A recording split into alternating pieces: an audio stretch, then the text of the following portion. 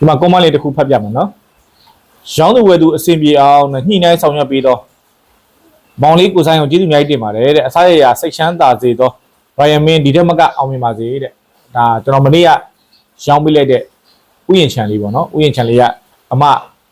ရောင်းနဲ့အမမှန်သွားတာပေါ့နော်ကျေးဇူးတင်ပါတယ်အမဒီဝင်တွေနဲ့ဒီထက်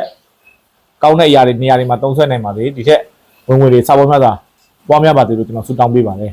ဒါကြောင့်ကျွန်တော်ဘကိုးမှာဆိုရင်ကျွန်တော်တို့ကင်လာတဲ့မှာဥယျာဉ်ချန်မြေလည်းရှိမယ်ပြီးတော့ကျွန်တော်တို့ဂရန်မြေတွေပါမစ်မြေတွေစလစ်မြေတွေစသည်ဖြင့်ကျွန်တော်တို့ဒီပါဆိုရင်မြို့မြေတွေ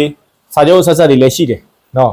ပြီးတော့ကျွန်တော်တို့တွေအဓိကဘိုးဝိုင်မြေလည်းရှိမယ်ဥယျာဉ်ချန်မြေတွေကရောဧကကွက်တွေစက်မှုစုံတွေစသည်ဖြင့်ကျွန်တော်တို့အများကြီးကင်ထားတာရှိတယ်အကြောင်းကင်မြေအားလုံးပေါင်း2000ကျော်နီးပါးရှိတယ်အဲ့တော့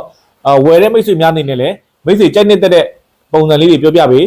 ဈေးနှုန်းလေးတွေပြောပြပေးမှဆိုရင်ကျွန်တော်တို့ကိုယ်တိုင်ကရှာပေးလို့ရတယ်ညှိနှိုင်းပေးလို့ရတယ်ဒါဝယ်သွားတဲ့အကိုကြီးကဆိုလဲတက်ချီလေးကလက်ဝယ်တာပေါ့နော်အကိုကြီးလည်းကျေးဇူးတင်ပါတယ်အစီအပြေအောင်ညှိနှိုင်းပေးတဲ့အတွက်လည်းရောင်းသူဝယ်သူအစီအပြေအောင်ညှိနှိုင်းပေးတဲ့အတွက်လည်းအကိုကြီးကိုလည်းအရင်ကျေးဇူးတင်ပါတယ်နောက်ထပ်ခြံခွက်တွေလည်းထပ်ဝင်နိုင်ပါသေးလို့ကျွန်တော်ဆုတောင်းပေးပါတယ်ဒါကြောင့်အိမ်ချမ်းမြေဝယ်ခြင်းရောင်းကျင်တဲ့မိတ်ဆွေတွေကိုကျွန်တော်အဓိကမှာချင်တာကတေချာစာပတ်စာတမ်းကိုစစ်ပြီးတော့မှတေချာနားလည်တဲ့